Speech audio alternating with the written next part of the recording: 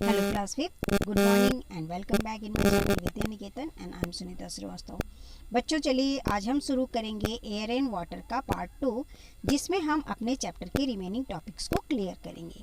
तो चैप्टर के स्टार्टिंग में हमने एयर के बारे में बहुत कुछ पढ़ा था, जिसके अंतर्गत हमने हवा के बारे में पढ़ा था कि हवा हमें क्यों आवश्यक है, हमारे लिए हवा, और हवा से हमारे कौन कौन से काम होते हैं। इसके बाद हमने कॉम्पोजिशन ऑफ एयर यानी हवा की संरचना के बारे में पढ़ा था कि हवा में कौन कौन सी गैसें किस मात्रा में मौजूद है, उनके बारे में पढ़ा था हमने। इसके बाद हमने पढ़ा था प्रॉपर्टीज ऑफ एयर यानी हवा के गुणों के बारे में। और मैंने कहा था आपसे कि जब हम अगली क्लास शुरू करेंगे तो हम अपने एटमॉस्फेयर के बारे में पढ़ेंगे। तो चलिए आज हम अपने एटमॉस्फेयर के बारे में जानकारी हासिल करेंगे। एटमॉस्फेयर क्या है? इसे हम हिंदी में वायुमंडल कहते हैं। The earth is surrounded by thick layer of gases called atmosphere. In order to better understand our atmosphere, scientists have divided it into 5 layers. Each layer in the atmosphere is referred to as a sphere. तो देखिए, जो हमारी atmosphere जिसे हम वातावरण कहते हैं, ये क्या है? जो हमारी पृथ्वी है वो गैसों के एक मोटी परत से घिरी हुई है, यानी इसके चारों ओर जो गैसों की परत है वो काफ़ी घनी और मोटी है, और इसे ही हम कहते हैं वायुमंडल। हमारे वायुमंडल को हम बेहतर ढंग से समझ सकें, इसके लिए वैज्ञानिकों ने इन्हें 5 परतों में बांटा है। वायुमंडल के जो प्रत्येक परत हैं उनको रेफर्ड किया गया है स्फीयर से, जैसे कि ट्रोपोस्फेयर, स्ट्रेटोस्फेयर, मेसोस्फेयर, थर्मोस्फेयर और एक्सोस्फेयर। तो जो सबसे पहली परत है हमारे वायुमंडल की वो है ट्रोपोस्फेयर, जैसे कि आप यहाँ पे देख सकते हैं। देखिए, सबसे जो पहली परत है वो है ट्रोपोस्फेयर, जो कि हमारे अर्थ से बहुत ही ज़्यादा नज़दीक है। इसके बाद है स्ट्रेटोस्फेयर, इसी के अंदर ओजोन लेयर आता है जो कि सन से आने वाली अल्ट्रावायलेट रेज को एब्जॉर्ब करता है। ठीक उसके ऊपर मेसोस्फेयर होता है और उसके भी ऊपर थर्मोस्फेयर होता है, और आखिरी जो परत होती है हमारी वायुमंडल की वो है एक्सोस्फेयर। तो चलिए हम एक एक करके बढ़ेंगे और सबसे पहले हम पढ़ेंगे ट्रोपोस्फेयर के बारे में। It is the lowermost layer of the atmosphere and is the most dense. Almost all weather changes take place in this region. तो इसे ट्रोपोस्फेयर को हम हिंदी में क्षोभ मंडल भी कहते हैं। यह वायुमंडल की सबसे निचली परत है और सबसे ज़्यादा डेंस यानी कि घनी भी है। इस क्षेत्र में लगभग सभी मौसम परिवर्तन देखे जाते हैं, यानी कि जितने भी मौसम में जो परिवर्तन होते हैं वो सभी हम सिर्फ ट्रोपोस्फेयर में ही देख पाते हैं। नेक्स्ट है हमारा stratosphere. It start just above the troposphere. The ozone layer which absorb the suns ultraviolet या UV radiation is in this layer. Jet aircraft usually fly in this layer. अब जो सेकेंड लेयर है उसे हम stratosphere या हिंदी में हम उसे समताप मंडल भी कहते हैं। यह क्षोभ मंडल के ठीक ऊपर से शुरू होता है, यानी सबसे पहले जो हमारा ट्रोपोस्फेयर है उसके बाद से ही ये जो हमारा स्ट्रेटोस्फेयर है ये शुरू होता है। ओजोन लेयर जो होता है, ओजोन परत जो है वो सूर्य से निकलने वाली यूवी रेडिएशन को या अल्ट्रावायलेट रेज को अवशोषित कर लेती है, एब्जॉर्ब कर लेती है। तो इससे क्या होता है, ये एब्जॉर्ब करती है तो क्या होता है, जो सन से निकलने वाली अल्ट्रावायलेट रेज होती हैं वो हमारी स्किन के लिए बहुत ही हानिकारक होती हैं और उनसे स्किन कैंसर होने का खतरा रहता है। तो जो ओजोन लेयर है वो उस रेज को, उस अल्ट्रावायलेट रेज को एब्जॉर्ब कर लेती है ना। इसके बाद जेट एयरक्राफ्ट्स, मुख्यतः यूजुअली जो जेट एयरक्राफ्ट्स हैं वो इसी लेयर में फ्लाई होते हुए दिखाई देते हैं। नेक्स्ट है हमारा mesosphere. It start just above the stratosphere. Meteors burn up in this layer and thus do not reach the earth. और अगला जो एटमॉस्फेयर की जो अगली परत है वो है मेसोस्फेयर। तो ये मेसोस्फेयर जो है ये ठीक हमारे स्ट्रेटोस्फेयर के बाद से शुरू होता है। इस परत में जो उल्काएं होती हैं, जो मेटोर्स जो उल्काएं होती हैं, वो इसी परत में क्या हो जाती हैं, जल जाती हैं और वो हमारी पृथ्वी तक नहीं पहुंच पाती, नहीं तो हमारे पृथ्वी को वो नुकसान पहुंचा सकती थी। तो ये जो मेसोस्फेयर है, वहीं पर जो मेटोर्स होते हैं, जो उल्काएं होती हैं, वो जलकर ख़त्म हो जाती हैं। इसके बाद है हमारा thermosphere. It start just above the mesosphere, satellite move in this layer. अगला जो हमारा लेयर है वो है थर्मोस्फेयर, और ये जो थर्मोस्फेयर है ये ठीक मेसोस्फेयर के ऊपर शुरू होता है। सैटेलाइट यानी कि जो उपग्रह होते हैं, उपग्रह जो होते हैं वो इसी परत में मूव करते हुए, गति करते हुए घूमते हैं। सबसे आखिरी जो लेयर होता है हमारा, वो है हमारा exosphere. This is the upper limit of our atmosphere. It extends from the top of thermosphere up to 10,000 kilometre. यानी जो एक्सोस्फेयर होता है ये वायुमंडल की ऊपरी सीमा है और ये थर्मोस्फेयर के टॉप यानी कि शीर्ष पर है। 10,000 किलोमीटर तक ये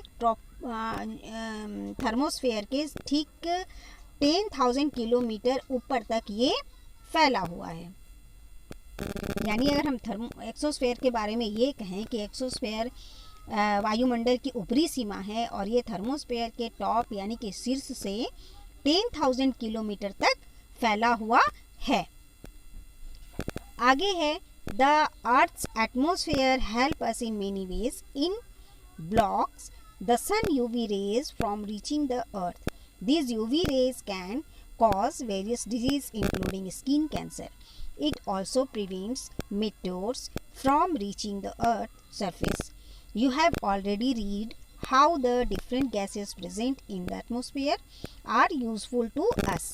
Hence, the atmosphere helps in maintaining the right conditions for our survival on the अर्थ। तो जो ये हमारी वायुमंडल की जितनी भी परतें हैं, आपने देखा कितनी लाभदायक हैं ये हमारे लिए, और हमारे लिए इनका होना कितना आवश्यक भी है। यानी कि पृथ्वी का वातावरण कई तरह से हमारी मदद करता है, जैसे कि सूर्य की यूवी किरण को वो पृथ्वी तक पहुंचने नहीं देता। उसके पहले ही जो ओजोन लेयर होता है हमारे एटमॉस्फेयर में, वो क्या करता है, अल्ट्रावायलेट रेज को एब्जॉर्ब कर लेता है। और ये जो अल्ट्रावायलेट रेज होती हैं वो स्किन कैंसर के साथ साथ कई अन्य दूसरी बीमारियों का भी कारण बन सकती हैं, जिनको कि ये जो हमारे एटमॉस्फेयर के जो लेयर्स हैं ये एब्जॉर्ब कर लेते हैं। इसके बाद ये मेट्योर्स यानी उल्काओं को भी पृथ्वी की सतह तक पहुंचने नहीं देते और उन्हें अपने में ही क्या कर लेते हैं, वो बर्न कर देते हैं, जला देते हैं।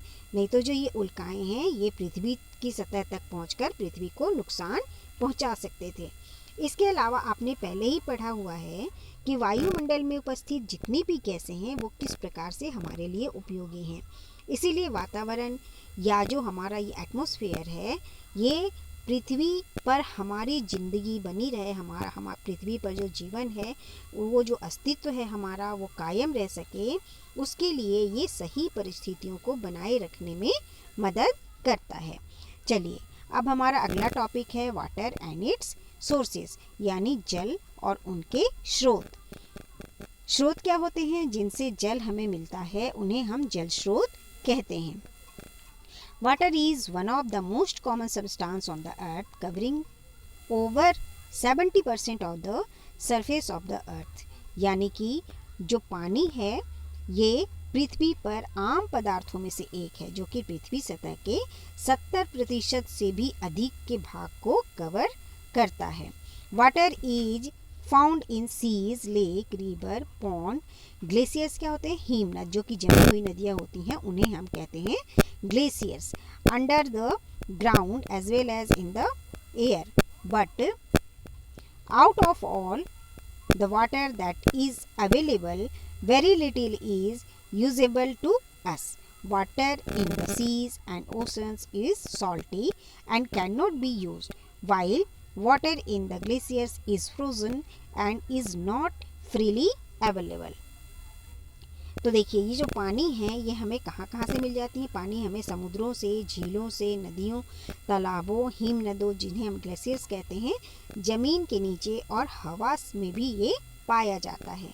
लेकिन जितना भी पानी उपलब्ध है उनमें से बहुत जो कम पानी है उन्हीं का उपयोग हम कर पाते हैं, क्योंकि बाकी जो पानी होते हैं वो हमारे किसी भी उपयोग में नहीं आते। जैसे कि समुद्रों और महासागरों का जो पानी है वो बहुत ज़्यादा खारा होता है और हम उसका उपयोग नहीं कर सकते, हम किसी काम में उसका उपयोग नहीं कर सकते हैं। जबकि जो ग्लेशियर्स का पानी है वो कैसा है, वो जमी हुई अवस्था में है, यानी वो बिल्कुल बर्फ़ की तरह है, तो उसका उपयोग भी हम नहीं कर पाते क्योंकि वो हमें स्वतंत्र रूप से फ्रीली हमें अवेलेबल नहीं हो पाता।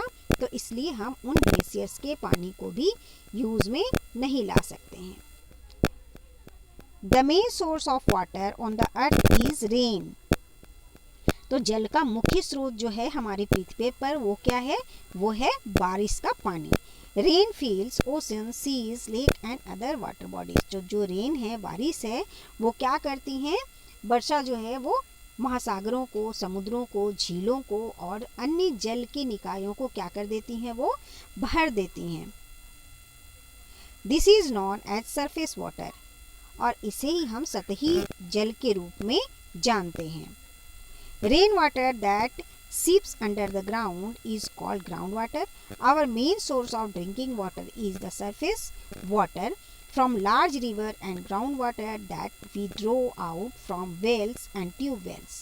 However, water from these sources is not safe for drinking because it has dirt and germs in it. तो क्या है कि वर्षा जल जो भूमि में रिसता जाता है, आपने देखा होगा बारिश के थोड़े ही समय के बाद क्या होते हैं, जो बारिश के पानी होते हैं वो पृथ्वी के अंदर क्या हो जाते हैं, अब्जॉर्ब हो जाते हैं। तो इन्हें हम क्या कहते हैं, इन्हें हम कहते हैं भूजल। हमारे पीने के पानी को का जो मुख्य स्रोत है वो क्या है, बड़ी बड़ी नदियाँ और यही सतही पानी है जो कि ज़मीन के अंदर एब्जॉर्ब हो जाती हैं और जिसे हम कुओं, नलकूपों से क्या करते हैं, निकालते हैं।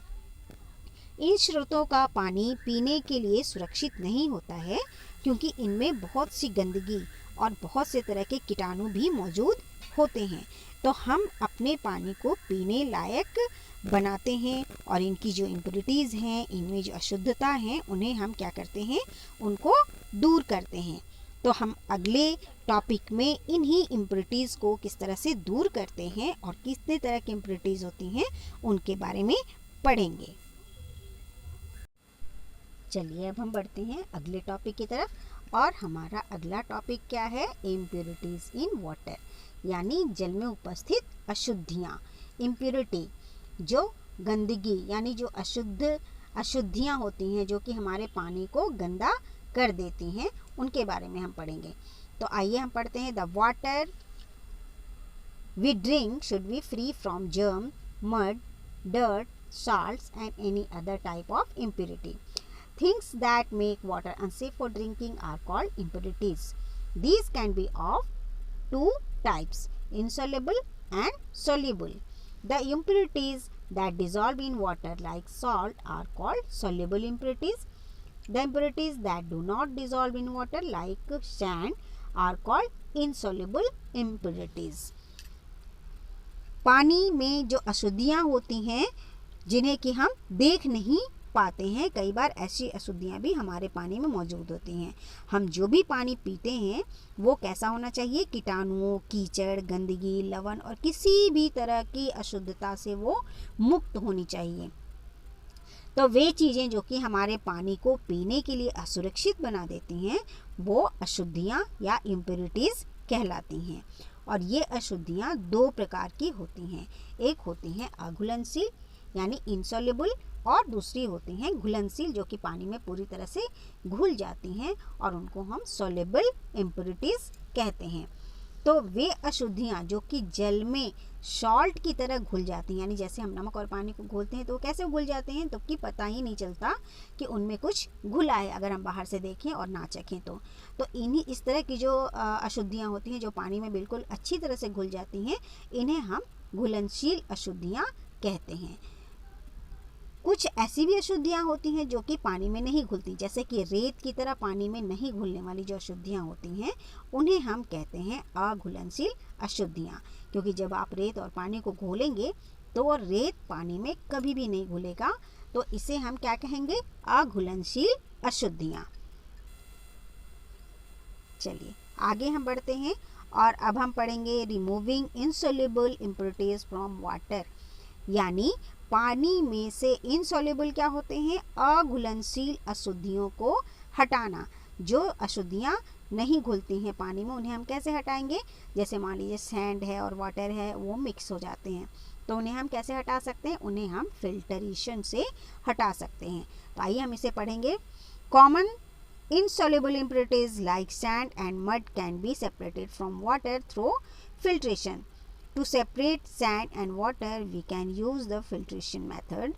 When you pour impure water through the muslin cloth into a bowl, you will observe that sand remains on the cloth and water passes through it. The cloth acts as a filter here. A filter is any material that has tiny holes that will allow a liquid to pass through. यानी अब हम पढ़ने वाले हैं removing of insoluble impurities from water. Water से insoluble जो impurities होती हैं उन्हें हम दूर करने के बारे में पढ़ेंगे। तो जैसे कि मान लीजिए रेत और कीचड़ जैसी अघुलनशील अशुद्धियाँ हैं हमारे पास जो कि पानी में मिक्स हो जाती हैं, तो उन्हें हम क्या करेंगे, उन्हें हम छान कर अलग कर सकते हैं। रेत को पानी से अलग करने के लिए हम फिल्ट्रेशन या जिसे हम हिंदी में निस्पंदन कहते हैं उस विधि का उपयोग कर सकते हैं।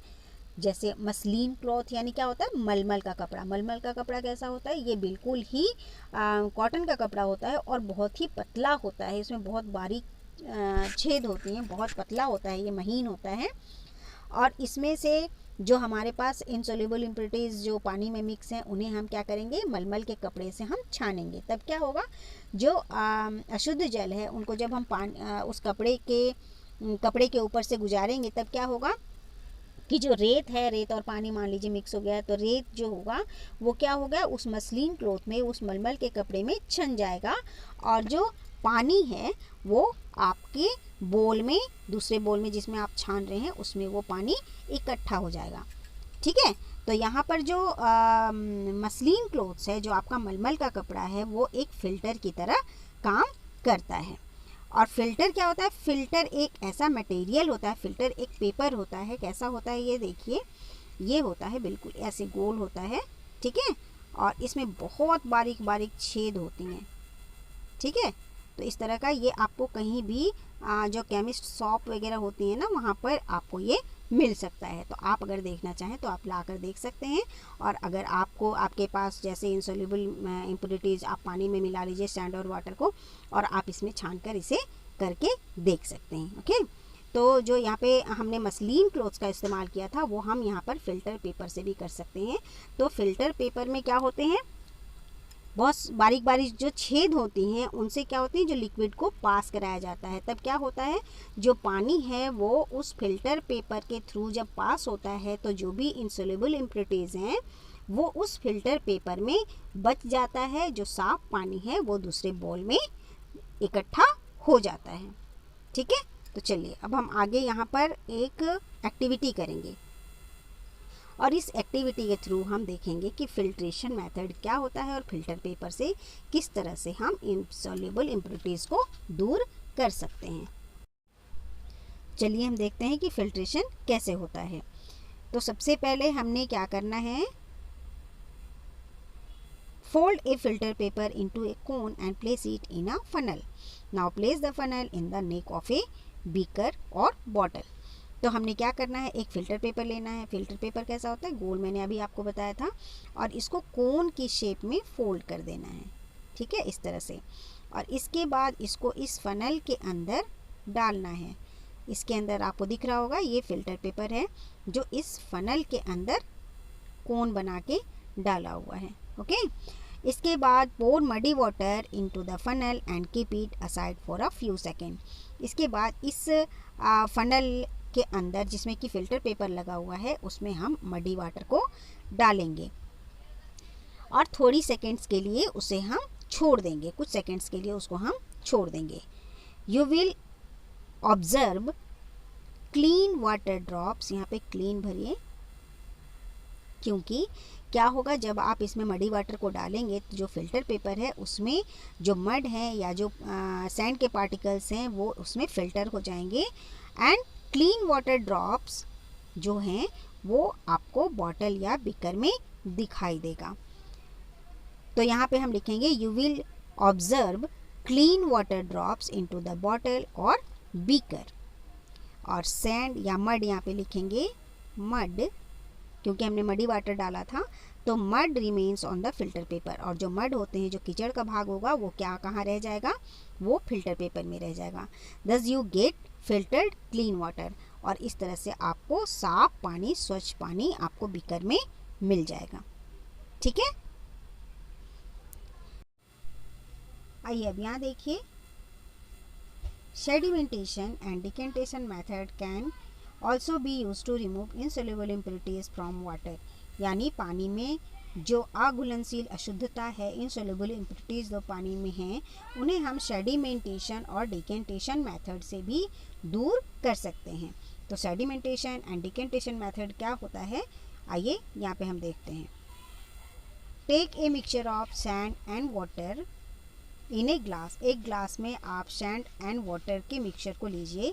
Keep the mixture aside for a little while, और थोड़ी देर के लिए उस मिक्सचर को एक तरफ रख दीजिए। Sand being heavy settle down and you can see clear water on top. Sand क्या होता है, भारी होता है, इस वजह से वो क्या होगा, सेटल डाउन हो जाएगा, ग्लास के तल में वो जमा हो जाएगा। And you can see clear water on top, और आपको ऊपर साफ पानी दिखाई देने लगेगा। दिस इज सेडिमेंटेशन, और इसी प्रक्रिया को हम सेडिमेंटेशन कहते हैं। यहाँ देखिए, आपके पास यहाँ सैंड और वाटर का मिक्सचर है। जब आप थोड़ी देर के लिए आप इसे छोड़ देंगे तो सैंड पार्टिकल्स जो हैं वो ग्लास के तल में जमा हो जाएगा और आपको क्लीन वाटर ऊपर दिखाई देने लगेगा। ठीक है, carefully pour the clear water into another glass without disturbing the sand, this is called decantation. और जब आप इस क्लियर वाटर को दूसरे ग्लास में बिना सैंड पार्टिकल्स को डिस्टर्ब किए हुए डाल लेंगे तो ये मेथड कहलाता है डिकेंटेशन। तो यहाँ जो ब्लैंक है वहाँ आप डिकेंटेशन भरेंगे।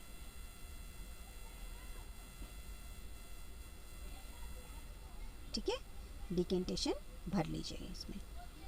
चलिए आगे बढ़ते हैं और अब हम देखते हैं a chemical called alum can be use to further improve the sedimentation process.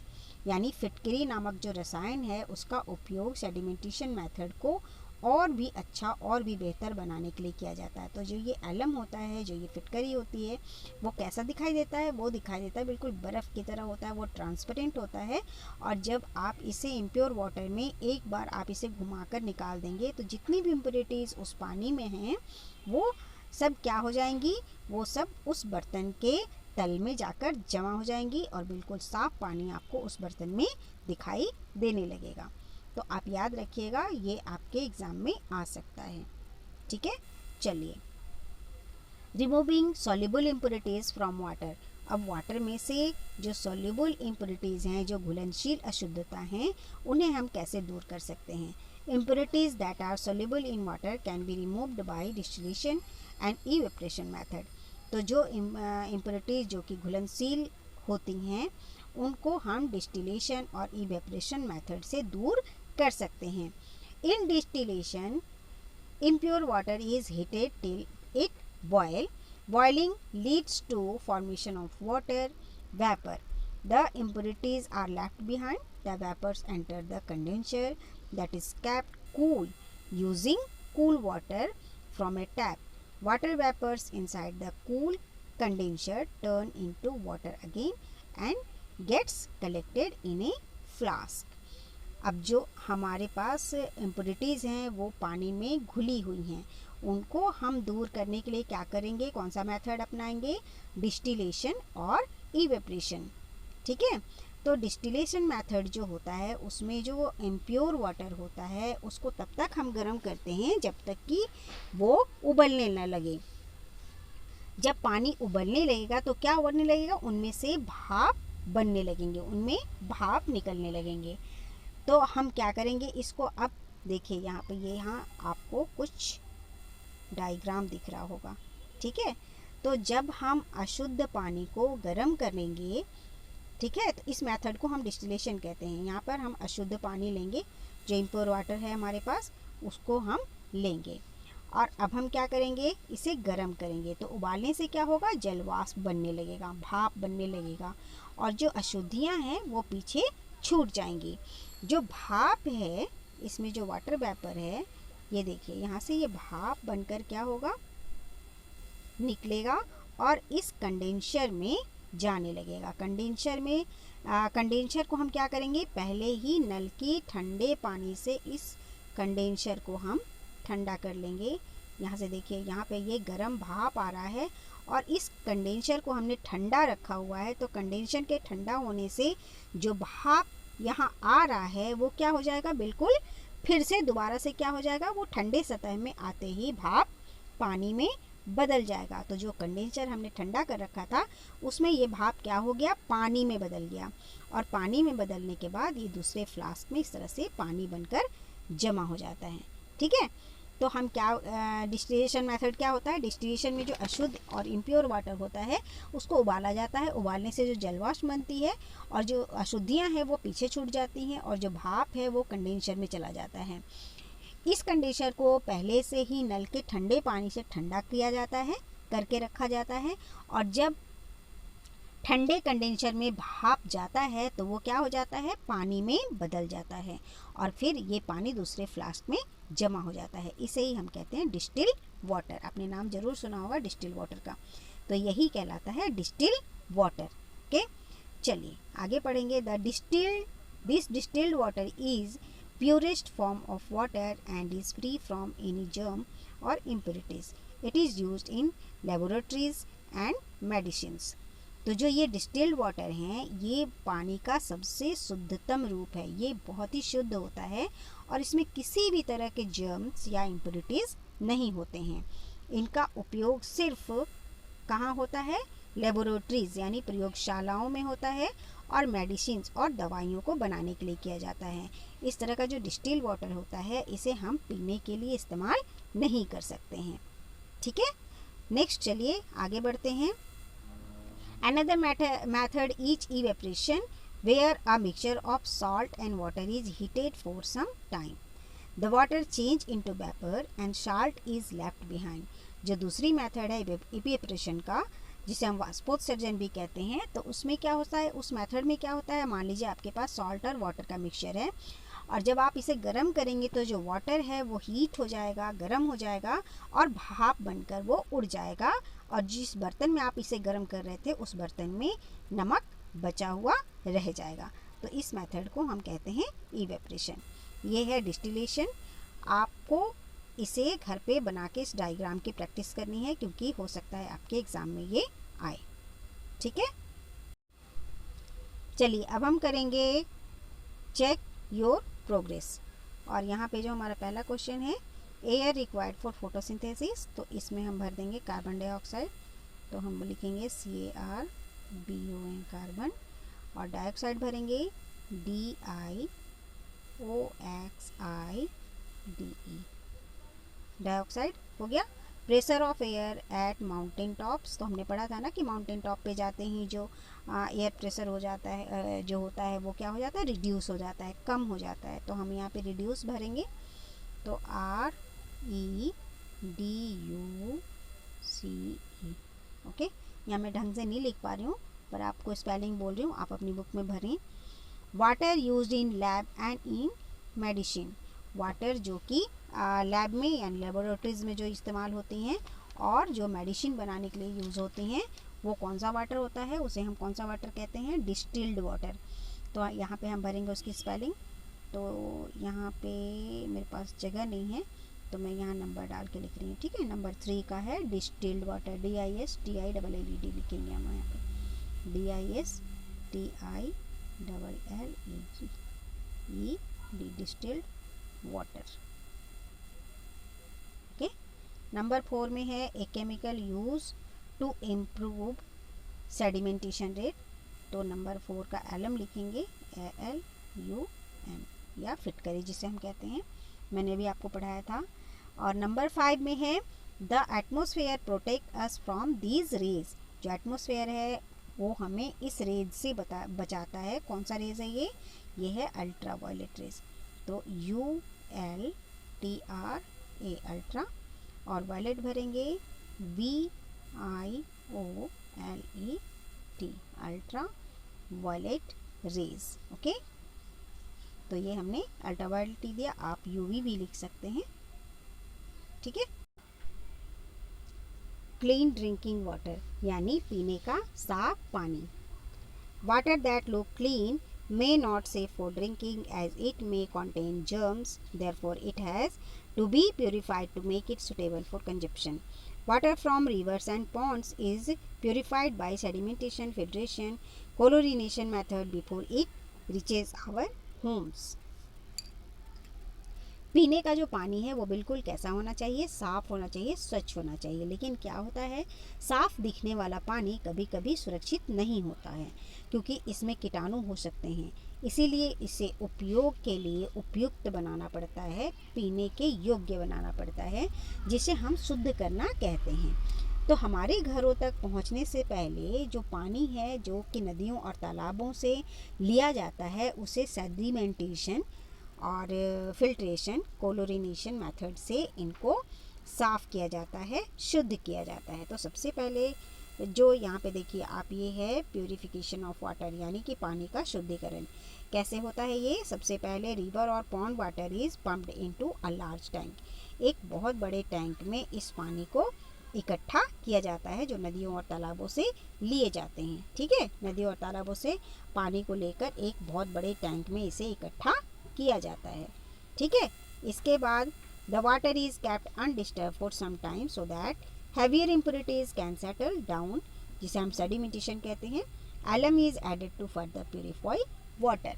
पानी को कुछ समय के लिए क्या किया जाता है, डिस्टर्ब किए बिना, अनडिस्टर्ब किया जाता है, यानी उन्हें बिल्कुल भी हिलाया नहीं जाता है और यूं ही छोड़ दिया जाता है ताकि जो भारी अशुद्धियाँ हैं वो नीचे जमा हो सके, बैठ जाएं।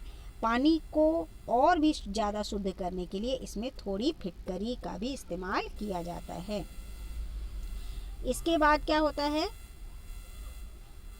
देखिए यहाँ पे इसे सेटल किया गया था, ठीक है, और ताकि यहाँ पे जो पानी है वो कलेक्ट हुआ था।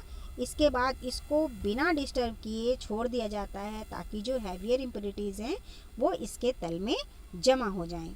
इसके बाद क्या करना होता है, then the water is pass through a sand bed filter to remove finer impurities.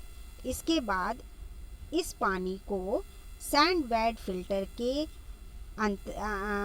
Sand bed filter से इसको गुजारा जाता है ताकि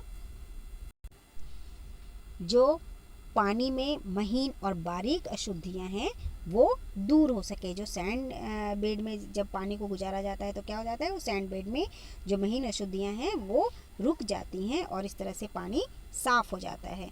इसके बाद कहाँ जाएगा, इसके बाद आप देखिए यहाँ पर the water is then disinfected by adding chlorine to it.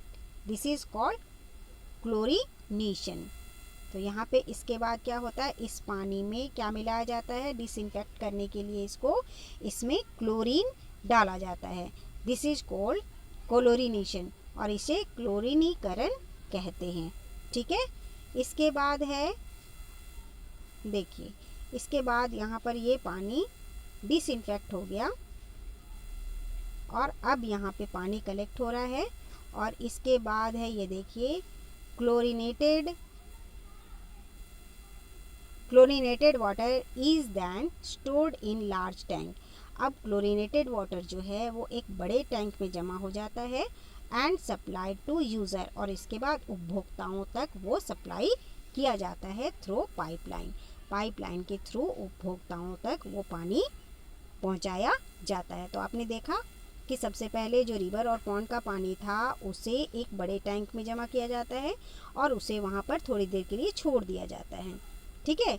अब उसे थोड़ी देर के लिए छोड़ने पर क्या होता है, उनमें जो भारी अशुद्धियाँ होती हैं वो यहाँ पे जमा हो जाती हैं। इसके बाद इसे सैंड बेड वाटर से गुजारा जाता है, जिसमें जो बारीक अशुद्धियाँ होती हैं वो यहाँ रुक जाती हैं। नेक्स्ट उसके बाद उसमें क्लोरीन ऐड किया जाता है ताकि उसे डिसइंफेक्ट किया जा सके। और इसके बाद जो ये पानी बिल्कुल जब शुद्ध हो जाता है तब इसे उपभोक्ताओं तक पाइपलाइन से भेजा जाता है। तो आपने देखा ये water works, purification of water. Okay, समझ आ गया होगा। चलिए आगे बढ़ते हैं हम, और अब है हमारा at home we can make water safe for drinking by boiling it for at least 10 minutes. These kill germs. Store this water in a clean container for use. Water filters are also used to remove germs and impurities from water. घर पर हम कम से कम 10 minute तक पानी को उबाल के इसे पीने के लिए सुरक्षित कर सकते हैं। इससे क्या हो जाते हैं, जो कीटाणु हैं वो मर जाते हैं। ठीक है। और उबले हुए पानी को हम इसके बाद क्या करते हैं, एक साफ कंटेनर में, साफ बर्तन में स्टोर कर लेते हैं। तो पानी से जो कीटाणु हैं वो क्या हो जाते हैं, वो ख़त्म हो जाते हैं, और जो अशुद्धियां हैं वो भी दूर हो जाती हैं। इन अशुद्धियों को दूर करने के लिए, पानी में जो उपस्थित अशुद्धियां हैं उनको दूर करने के लिए हम फिल्टर का भी उपयोग कर सकते हैं, या हम फिल्टर का भी उपयोग करते हैं। इसके बाद है conserving water. Water is very valuable. We must learn to use it carefully and not waste it. Use a bucket and mug instead of a shower to take a bath. Wash your car with a bucket instead of using a house pipe. Use a mug of water while brushing your teeth. Practices rainwater harvesting. Water must be saved by all means whenever possible. जल का संरक्षण यानी जल का बचाव यानी जल को संरक्षित करना। कैसे हम कर सकते हैं जल को संरक्षित? पानी बहुत ही ज़्यादा मूल्यवान है, पता है ना, क्योंकि कभी कभी एक बूंद के लिए भी हमें तरसना पड़ता है, इसलिए हमें पानी को बचा के रखना चाहिए। यह हमारे लिए मूल्यवान है, हमें इसको सावधानी पूर्वक इसका उपयोग करना चाहिए।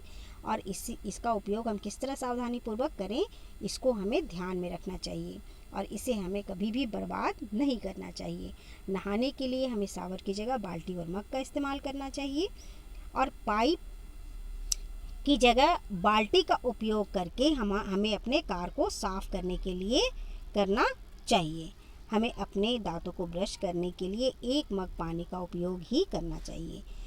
और क्या होता है, वर्षा जल जो होते हैं, जो रेन वाटर होते हैं, उनका रेन वाटर हार्वेस्टिंग यानी कि वर्षा जल संचयन का अभ्यास भी हमें करना चाहिए।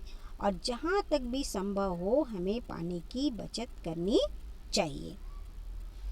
चलिए यहाँ देखिए, गुड टू नो में क्या है, आरओ और reverse osmosis water purification system help to purify water and make it safe for drinking. यानी आरओ या रिवर्स ऑस्मोसिस जल शोधन प्रणाली को शुद्ध करने और पीने के लिए सुरक्षित पानी बनाने में हमारी मदद करता है। तो यहाँ देखिए, ये है हमारा चैप्टर, अब यहाँ ख़त्म होता है। हमने इस चैप्टर को बहुत ही अच्छी तरह से पढ़ा, और मैं समझती हूँ कि आपको ये चैप्टर बहुत अच्छे से समझ में आ गया होगा। बहुत जल्दी मैं आपको इसके क्वेश्चन आंसर करके दूंगी, तब तक आप अपनी पढ़ाई करते रहें और सुरक्षित रहें। थैंक यू बच्चों, बाय बच्चों, मिलते हैं अगले वीडियो में और अगले क्वेश्चन आंसर के साथ। Okay, thank you and bye, have a nice day.